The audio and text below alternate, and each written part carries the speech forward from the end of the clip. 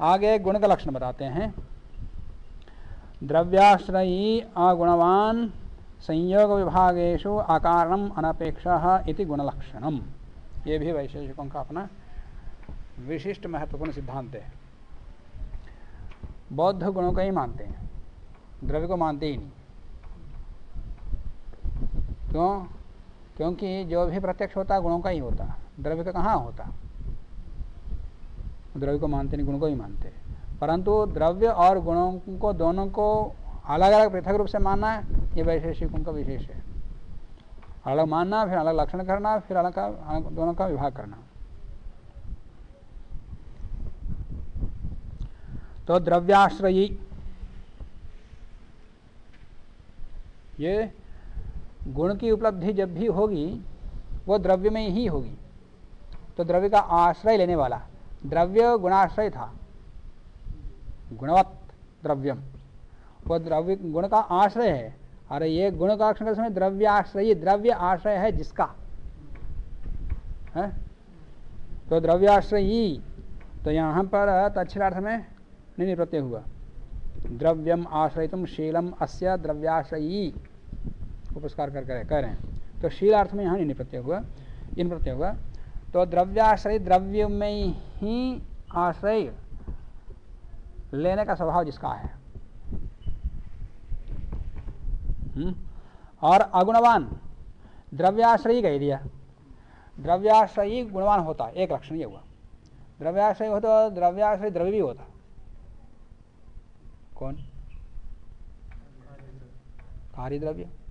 कार्य द्रव्य कारण द्रव्य में आश्रित होता, तो गुण का लक्षण वहां कार्य द्रव्य में चला जाएगा।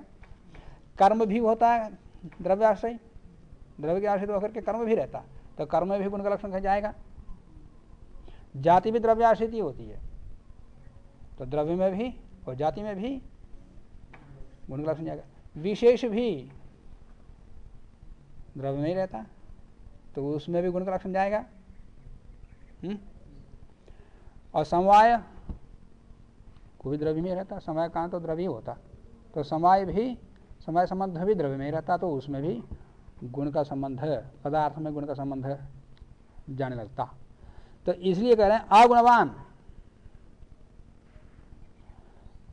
शेष यहाँ पर अभी द्रव्याश्रयी कह देने से द्रव्य में और कर्म में अतिव्याप्ति हो सकती है, सामान्य में, जाति में, विशेष में, समवाय में नहीं। क्यों? यहाँ पर द्रव्याश्रय द्रव्य में ही रहने वाला यह अर्थ किया जाएगा। द्रव्य में ही रहने वाला को गुण कहते। तो जाति केवल द्रव्य में रहती है, गुणादि में भी रहती है। जाति केवल द्रव्य में ही, द्रव्य ही आश्रय जिसका, ऐसा रखें तो वो हट जाएंगे। जाति हट जाएगी, सामान्य हट जाएगा, विशेष हट जाएगा। हमें वही सामान्य में तो जाति एक ही है, तो जाति विशेष समवाय ये सब हट जाएंगे, क्योंकि ये केवल जाति में ही रहने वाले गुण नहीं है, अन्यत्र भी रहते हैं। तो इसलिए वहां पर अतिव्याप्ति नहीं होगी। परंतु द्रव्याश्रय कहने से द्रव्य और कर्म इन दोनों में तो जाएगा, अतिव्याप्ति जाएगी, लक्षण आ जाएगा। इसके लिए आगे कह रहे हैं कि अगुणवान, गुणवान नहीं होना चाहिए। द्रव्याश्रयी अगुणवान, गुण का आश्रय नहीं होना चाहिए। तो द्रव्य गुणवान होता, कार्य द्रव्य गुणवान होता। कार्य द्रव्य कारण रूपी द्रव्य का आश्रय तो है, परंतु वो गुणवान है। तो अगुणवान दोष लक्षण दे दिया, तो द्रव्य चला जाएगा। ठीक है। तो द्रव्याश्रयी अगुणवान कह देने से गुण का लक्षण गुण में ही रहेगा, कर्म में और द्रव्य में नहीं रहेगा। द्रव्य में द्रव्य तो हट जाएगा अगुणवान कह देने से, पर कर्म बचता भी। तो कर्म का हटाने के लिए संयोग विभागेषु अकारणम, ये कह दिया। संयोग विभाग में अकारण होना चाहिए, संयोग विभाग में अकारण होना चाहिए। और जबकि कर्म संयोग, वो भी अकारणम अनपेक्षम कहा। संयोग विभाग में अनपेक्ष अकारण होना चाहिए, कारण नहीं होना चाहिए। अनपेक्ष कारण नहीं होना चाहिए, अनपेक्ष कारण नहीं होना चाहिए। तात्पर्य कर्म जो है संयोग और विभाग उत्पन्न करने में, संयोग उत्पन्न करने में, संयोग उत्पत्ति में और विभाग की उत्पत्ति में कारण होता है। संयोग उत्पत्ति में कारण होता, अनपेक्ष कारण होता। जैसे हाथ पुस्तक का संयोग है, हाथ पुस्तक का संयोग है और शरीर पुस्तक का भी संयोग है। संयोग प्रत्यक्ष तो हाथ के साथ है, पर हाथ के माध्यम से शरीर का भी पुस्तक के साथ संयोग हो गया, तो संयोगज संयोग हो गया, संयोग से संयोग उत्पन्न हो गया। हाथ है पुस्तक के संयोग से शरीर पुस्तक का भी संयोग उत्पन्न हो गया, तो संयोगज संयोग, पहले मैंने कहा था भूमिका में प्रारंभ में, संयोगज संयोगज विभागज विभाग भी मानते हैं। तो संयोगज संयोग है और विभाग, हाथ को छोड़ दिया, पुस्तक से हाथ को छोड़ दिया तो विभाग हो गया। यह विभाग हाथ, हस्त और पुस्तक के बीच में ही नहीं, शरीर और पुस्तक के बीच में भी विभाग है, तो वो विभागज विभाग है। ठीक है, तो संयोग से संयोग उत्पन्न हो रहा, विभाग से विभाग उत्पन्न हो रहा। संयोग उत्पत्ति में, विभाग उत्पत्ति में संयोग विभाग कारण बन रहा है ना। संयोग की उत्पत्ति, संयोग रूपी क्रिया की उत्पत्ति में संयोग रूपी क्रिया कारण बन रहा है, कारण बन रही है। और विभाग रूपी क्रियोत्क्रिया की उत्पत्ति में विभाग रूपी क्रिया कारण बन रही है। तो वहां कारण बनता और ये गुण कारण नहीं बनता। संयोग क्रिया भी है, कारण भी है। गुणों में संयोग विभाग भी है और क्रिया भी है संयोग विभाग, तो दोनों में भेद बता रहे हैं वैधर्म्य। संयोग विभाग रूपी जो क्रिया है वो तो कारण है और वो सापेक्ष है,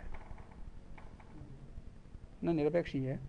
क्योंकि आगे कह रहे हैं कि अनपेक्ष कारणम, कर्म के लक्षण में आगे आ रहा, एक द्रव्यम अगुणम संयोग विभागेषु अनपेक्ष कारणम।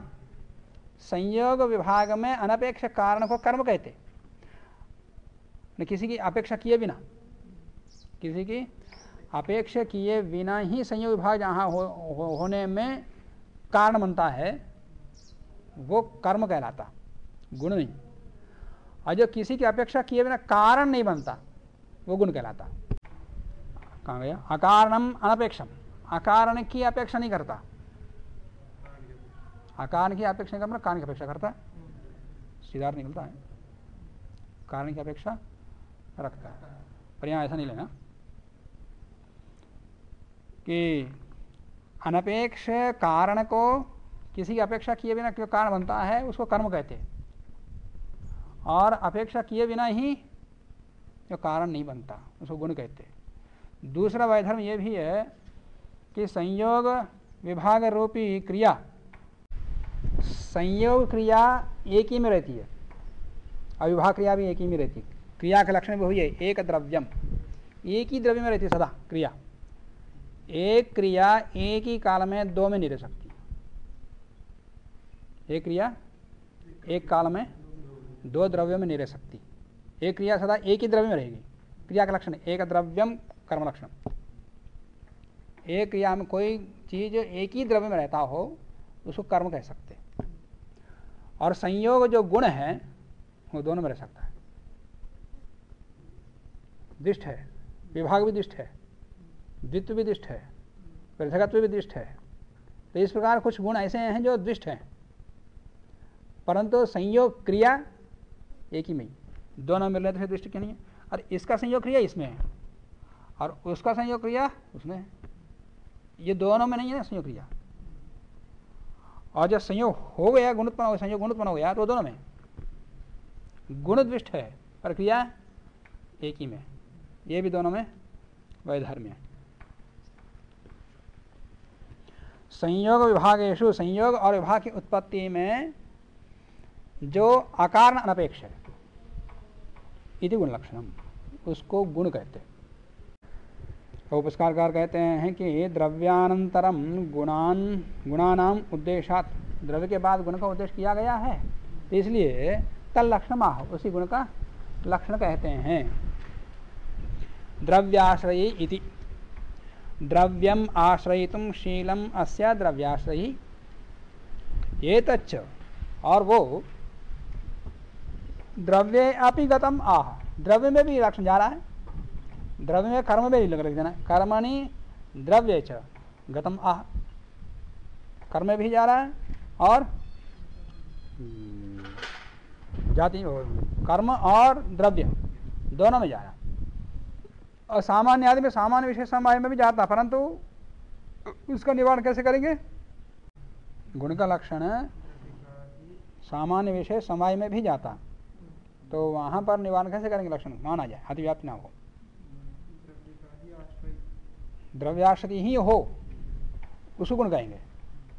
वो गुण कैसे हैं? द्रव्य में ही रहने वाला नहीं है, नहीं वो पदार्थ द्रव्य में ही रहने वाला नहीं है, द्रव्याश्रित तो है पर द्रव्य में ही रहने वाला नहीं, अन्य में भी रहते हैं, वो जाति गुण में भी है, क्रिया में भी है। ऐसा समवाय विशेष असम्य जाति है, तो इसलिए वो हट जाएंगे। बचते हैं द्रव्य और कर्म। तो द्रव्याश्रय कहने से द्रव्य कर्मणि च गतम आहा, तो इसलिए लक्षणकार ने कहा है कि आगुणवान इति, आगुणवान कह दिया। तथापि, तो द्रव्याश्रयी आगुणवान दो अंश जोड़ने पर भी, तथापि कर्मणि अतिव्याप्ति, तो आगुणवान कह देने पर द्रव्य हट गया पर कर्म तो रह गया। तो कर्म के लिए बता रहे हैं कर्मणि अतिव्याप्ति ही तथा आह संयोग विभागेषु अकारणम, संयोग विभाग में जो कारण बनता है वो तो कर्म है, और संयोग विभाग में जो कारण नहीं बनता है वो गुण है। संयोग विभाग में जो कारण नहीं बनता, अकारण, जो संयोग विभाग में अकारण हो, संयोग विभाग की उत्पत्ति में अकारण हो, गुण कहते हैं। तथापि फिर भी अव्याप्ति होगी कि संयोग विभाग धर्म ईश्वर ज्ञानादीनाम असंग्रह, तो संयोग विभाग रूपी जो गुण है ये गुण के लक्षण में नहीं जा रहे हैं। गुण का लक्षण इसमें समन्वय नहीं हो रहा, माने अव्याप्ति होगी। धर्म रूपी गुण में भी ये लक्षण समन्वित नहीं हो रहा है, और ईश्वर का जो ज्ञान है वो भी गुण ही है, तो वहाँ भी समन्वय नहीं हो रहा, इसलिए असंग्रह, गुण के अंदर इनका संग्रह नहीं हो पाता, इसलिए वहाँ अव्याप्ति दोष है। असंग्रह स्याद, अतः उक्तम अनपेक्षम, अनपेक्ष कहा, किसी अपेक्षा न रखना। अत्र अनपेक्षः इत्यनन्तरं गुणः इति पूर्णियम, गुण का अध्ययन करना चाहिए। तो उसे क्या होगा?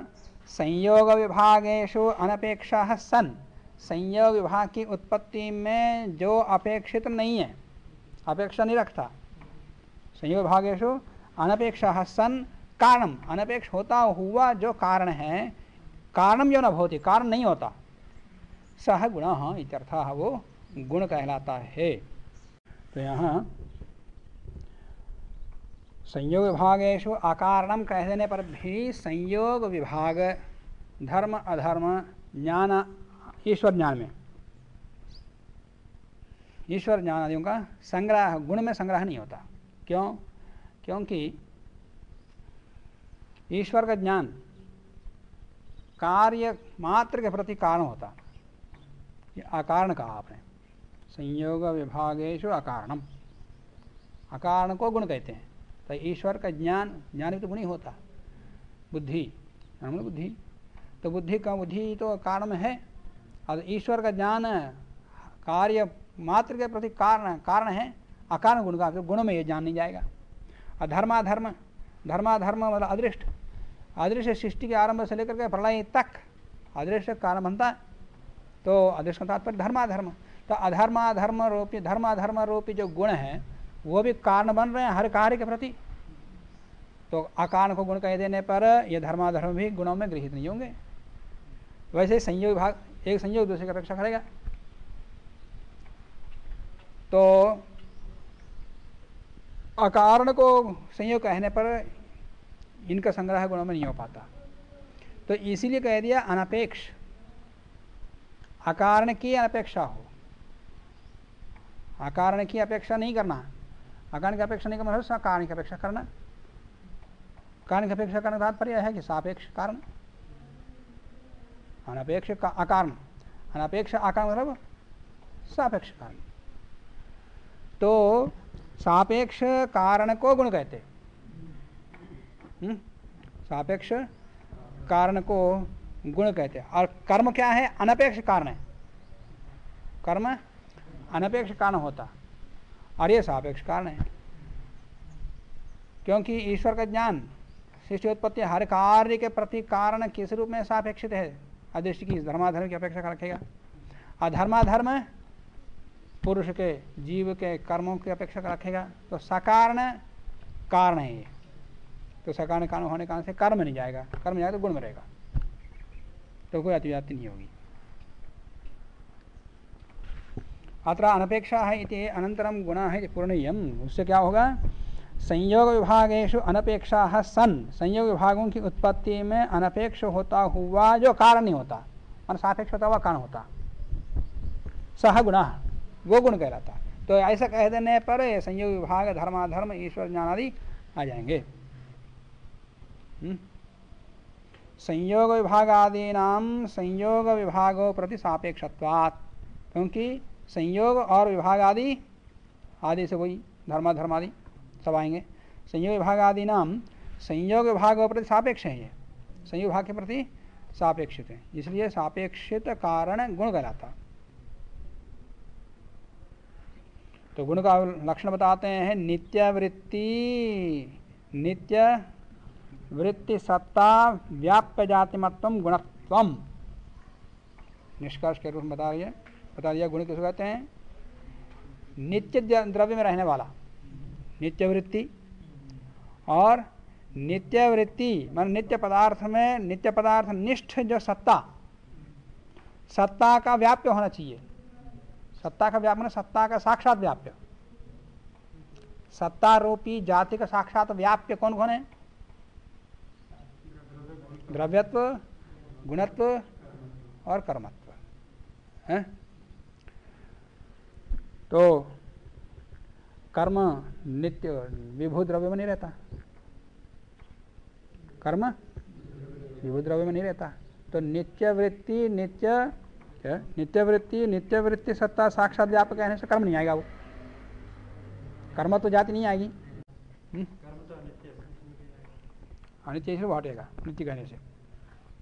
तो नित्य वृत्ति, नित्य द्रव्य वृत्ति हो, और नित्य वृत्ति का जो सत्ता साक्षात व्याप्य जातिमत्व गुणत्व, ऐसा आएगा। ऐसे कहने से गुण का लक्षण होगा।